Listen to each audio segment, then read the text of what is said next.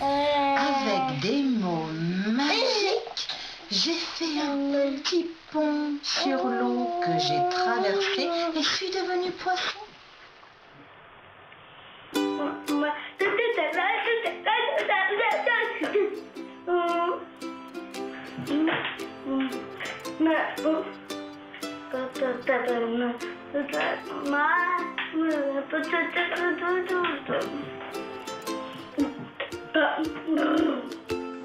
Bonjour, je m'appelle Léandre.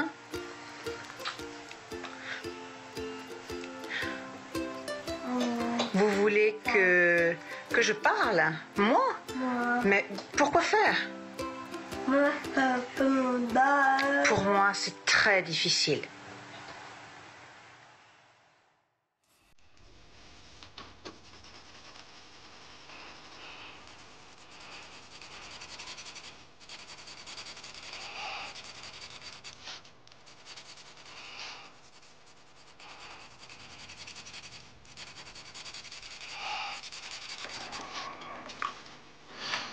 À l'école, parfois, je m'ennuyais. Même si j'avais des progrès à faire en français, les cours, je trouvais ça facile. Donc je dessinais. Je les ai gardés, tous ces dessins. Et puis, dessiner, ça me permet de m'exprimer, de raconter aux autres ma personnalité. Parce que c'est difficile pour moi d'exprimer tout ça en français. Alors je raconte ma vie, mes difficultés par le dessin.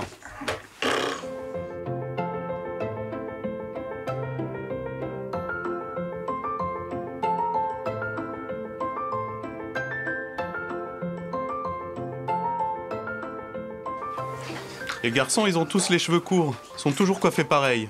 Soit ils ont une houppette, soit les cheveux courts, soit rasés. J'en vois jamais avec une coupe comme la mienne. On en voit un par-ci, un par-là.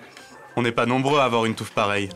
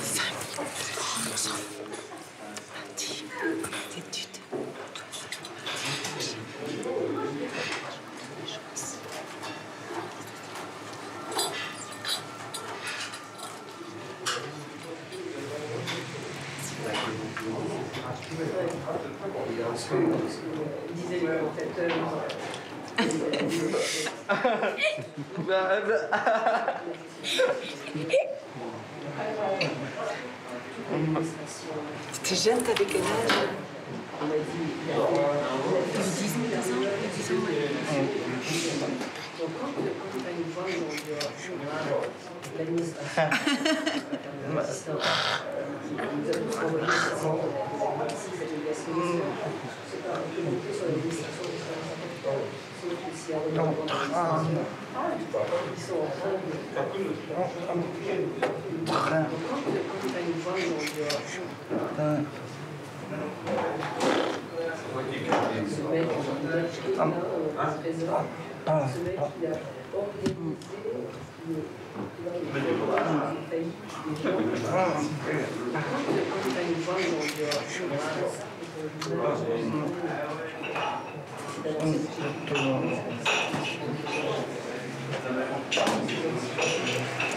Il y a des moments où je suis très triste profondément de pas avoir ce temps, cette énergie, de le voir si peu, qu'on puisse pas progresser, enfin que je ne puisse pas progresser pour plus communiquer avec lui, parce que c'est un garçon qui est vraiment extraordinaire. Enfin, il est plein de vie, il est volontaire, j'adore ce garçon.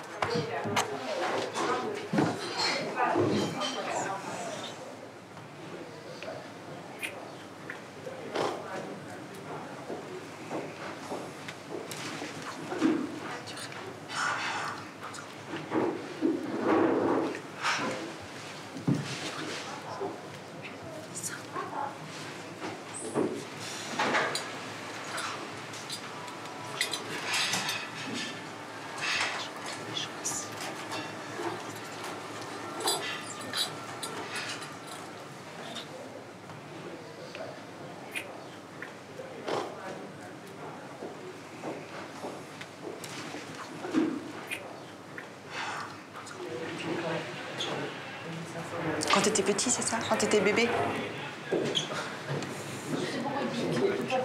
Pourquoi t'avais peur? Pourquoi t'avais peur? Car sa voix, sa grosse voix. Ta voix puissante. Et toi, ma belle, je me rappelle, hein, quand t'étais belle en relation, c'était compliqué, hein? Voilà, ouais. Super. Ouais, c'est vrai que quand tous les deux, on était petits, c'était très difficile parce que moi, je me sentais un petit peu seule. Papa et maman, c'est le petit bébé, il est mignon, il est sourd, il faut le cajoler. Puis moi, j'étais... Cajoler, je suis pas d'accord. Si. De lui. Oui, mais le si, parce que vous dites comme ça. Si, oui. Ah, d'accord. J'avais que 3 ans, donc moi, dans ma tête, c'était moi seule et maman, elle aime que Léandre. Donc c'était difficile. C'est vrai que depuis 3 ans, 4 ans, maintenant ça va mieux. Je pense que c'est une des plus grosses richesses que j'ai au niveau de la famille aussi. Et on me le dit, les gens avec qui je parle, quand je dis que j'ai un petit frère sourd, ils me disent que c'est vraiment génial, c'est quelque chose en plus.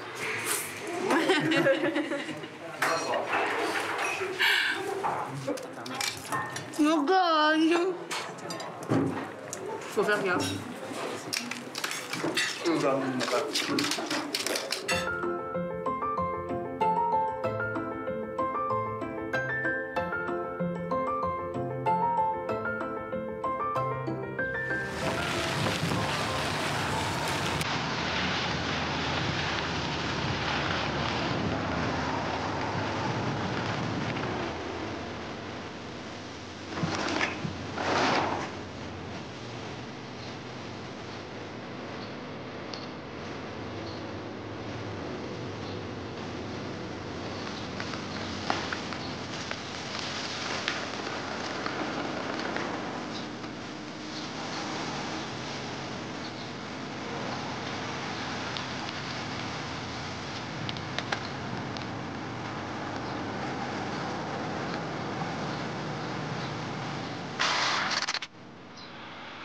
Je me souviens, La première fois que j'ai rencontré tes parents, ils venaient d'avoir un fils sourd. Et c'était toi. J'enseignais la LSF à l'Académie de la langue des signes. Et j'avais tes parents en cours. Et puis, ta grand-mère est venue aussi. Ils avaient besoin de communiquer avec toi, leur fils et petit-fils. Je les ai bien aimés. Et aujourd'hui, tu as 15 ans, et on est toujours en contact. Et c'est pas fini. Je sais que je t'ai vu petit, je devais avoir 9 mois. C'était à l'occasion de mon baptême. Il y avait mes parents, moi j'étais tout petit. Et depuis, on n'a jamais arrêté de se voir. Tu m'as appris beaucoup sur la vie des sourds. Bon, j'avais l'habitude d'échanger avec ma famille entendante. Mais toi, t'es sourd. Tu m'as apporté une autre culture, une autre façon de vivre dans le monde des sourds. Tu m'as énormément apporté.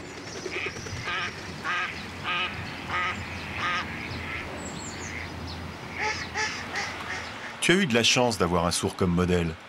Parce qu'à l'inverse, moi, petit, je n'en avais pas. J'ai grandi dans le monde des entendants. Souvent, je ne disais rien. Je voyais les gens de ma famille rigoler et je ne comprenais pas ce qui se passait. Je ne disais rien. Je n'avais personne pour me transmettre cette identité sourde. Et toi, quand tu avais entre 6 et 10 ans, tu avais un vrai blocage. Tu n'étais pas du tout au clair avec ton identité de sourd. Tu te disais que ton niveau de français était faible. À l'écrit, ça n'allait pas, la communication non plus. Tu étais très inquiet et on en a beaucoup parlé. Et maintenant, je te vois à 15 ans, tu as réussi à trouver ton identité. Tu t'es mis au français écrit, à l'histoire, à la géographie, aux mathématiques. Tu acceptes d'écouter tes professeurs et ça me fait vraiment plaisir. Il faut que tu continues comme ça jusqu'à l'examen. Oui, oui. Bonne chance. Merci beaucoup. Et à l'avenir, j'espère qu'on gardera le contact. J'espère aussi. Et que tu seras toujours là, même quand je serai vieux. Et quand j'aurai un enfant, je te le donnerai à garder. Et oui, sans blague, bon courage. Moi, garder ton bébé pendant que tu feras la fête? J'accepte. Je lui expliquerai que son papa est sourd et je lui enseignerai la langue des signes. Et puis, quand tu le récupéreras, tu seras surpris de le voir signer.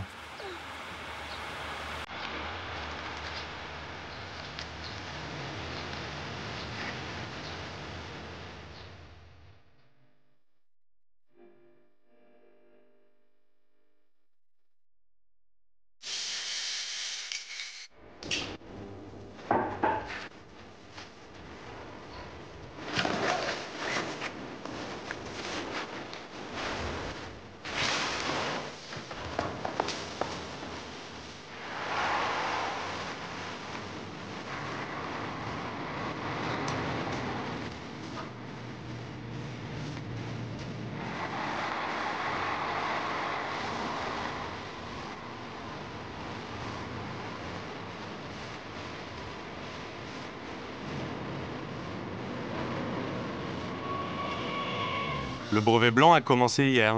Aujourd'hui, c'est le 2e jour. Tous les jours, je prends les transports. C'est un peu long, j'en ai pour 1 heure. Quand je suis chez ma mère, c'est un peu plus long encore. Il y a un bus de plus, alors que de chez mon père, c'est direct. Mais ça ne me fatigue pas. J'ai l'habitude. Déjà tout petit, je me levais tôt. À 3 ans, pour aller à la maternelle, je me levais déjà très tôt, vers 4-5 heures du matin, pour prendre le taxi. Donc j'ai toujours eu l'habitude de me réveiller très tôt. J'ai l'habitude. Et puis dans les transports, souvent je dors. Quand je vais à l'Institut national des jeunes sourds, je dors dans le train. Le brevet blanc en français, c'est difficile. Souvent j'ai des difficultés à comprendre l'écrit. Je voudrais avoir de meilleures notes, gagner plus de points, mais je suis bloqué parce que je ne sais pas comment répondre. Je comprends facilement les leçons, mais j'ai du mal à répondre aux questions. J'ai du mal avec le vocabulaire. Même si je sais lire, il y a des termes que je ne comprends pas.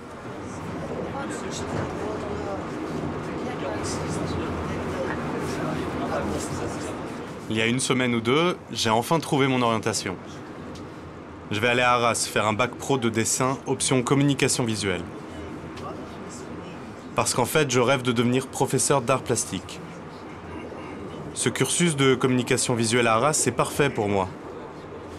Je suis créatif, je pense vraiment que ça va me plaire. J'en ai pour 2 ou 3 ans.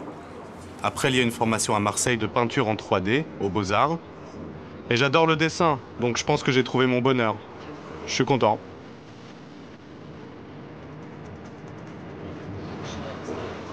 On arrive.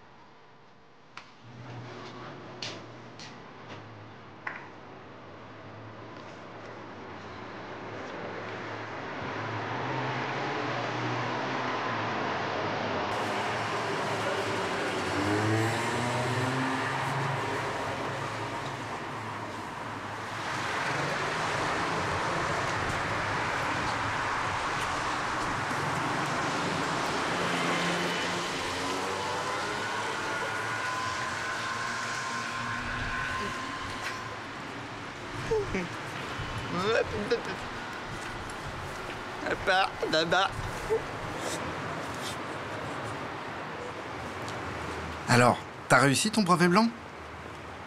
Oui, mais j'aurais pas une excellente note. J'aurais autour de 10 ou un peu plus. Une note correcte, quoi. C'est la première fois que tu te retrouves tout seul face à l'épreuve. Tu l'as vécu comment? T'étais stressé? Non. T'as eu peur? Non, pas du tout. Aucune peur. Rien. J'avais confiance en moi. On est en février. D'ici au mois de juin, il faut que tu lises plus. Faut que tu intègres un maximum de vocabulaire. Oui, mais... Si. Ça va t'aider. Mais tu sais, moi, la lecture, ça m'ennuie. J'aime pas trop ça. Par contre, la BD, j'adore. La BD, ça me motive pour lire. Depuis 2 mois maintenant, je lis mes BD, alors qu'avant, je ne regardais que les dessins. Maintenant, je prends le temps de les lire. Je pense que ça va me faire progresser. Par rapport à ton orientation, tu penses faire quoi? Plutôt un lycée général ou un lycée technique? Plutôt technique, parce que si je veux faire un bac général, je sais que ça sera trop compliqué en français. Je vais me noyer, je veux pas couler. Je veux pas avoir des blocages en français, j'aurai des mauvaises notes, j'aurai du mal à rédiger, donc je préfère faire un bac pro. Faut l'accepter. Les cours sont plus faciles et j'aurai le plaisir du dessin.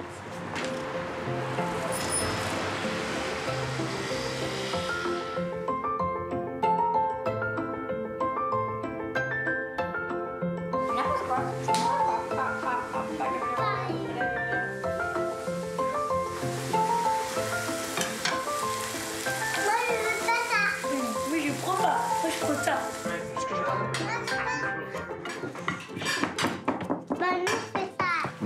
T'as envie plus tard, appartement à toi, aller habiter là-bas?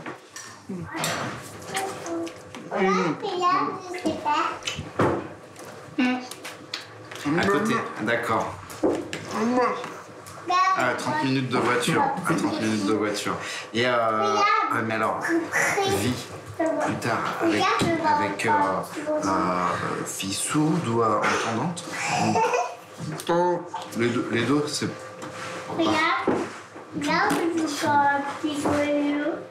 Mais important, c'est quoi? C'est amour. Relation, bah oui.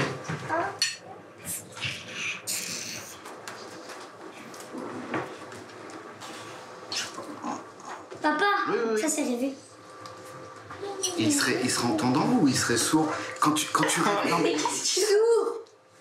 Quand tu rêves bébé plus tard, tu rêves quoi? C'est bébé entendant ou bébé sourd? T'en fiches? Ouais. Il va rien comprendre le petit bébé. Mais ça va être drôle, moi j'ai envie de voir quand toi tu seras adulte. Qu'est-ce que tu vas voir?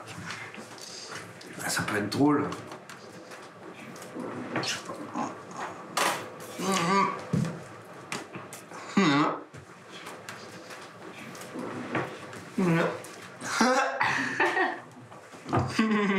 C'est secret.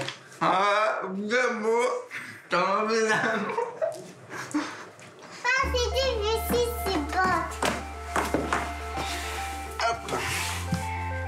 Pourquoi c'est difficile? Parce que tu n'as pas ouvert tes chaussures. Quand je fais mon pantalon. Le pantalon.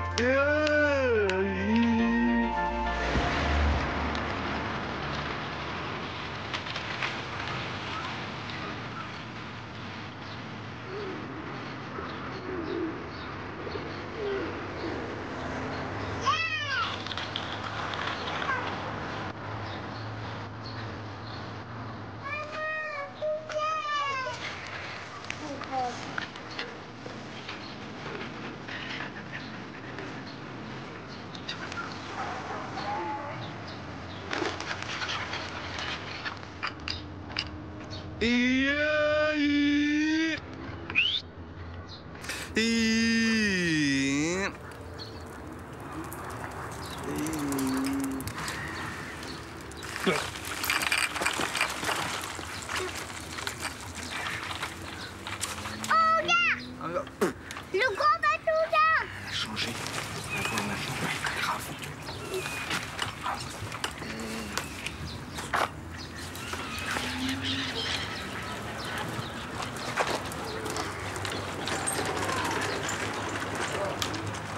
Sur sa relation à l'écrit, je me souviens d'une fois en histoire où sur une phrase, il n'arrivait pas à écrire le mot Vercingétorix.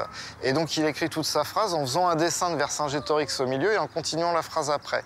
Ça peut donner des échanges un peu houleux avec les professeurs, mais ça permet aussi de progresser pour qu'ils puissent comprendre tous l'impact du français sur les enfants sourds.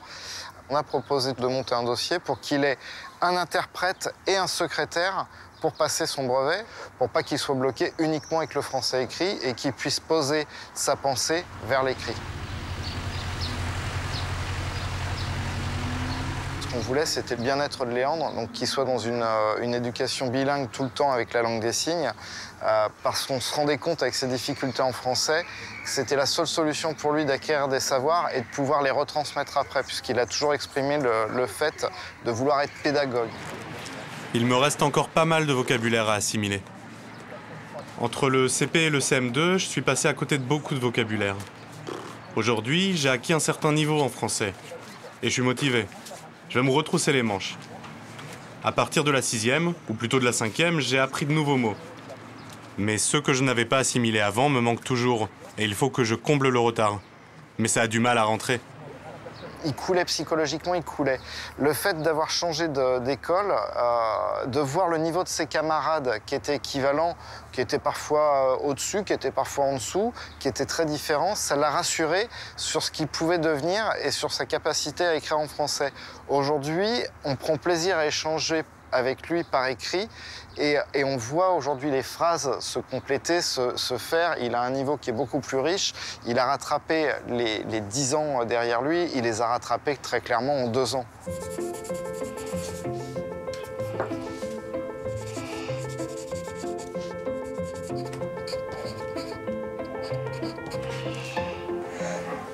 L'année prochaine, je pars à Arras en internat et ma famille va me manquer. Je vais me retrouver tout seul, sans famille. Peut-être que l'année prochaine, j'aurai une nouvelle vie.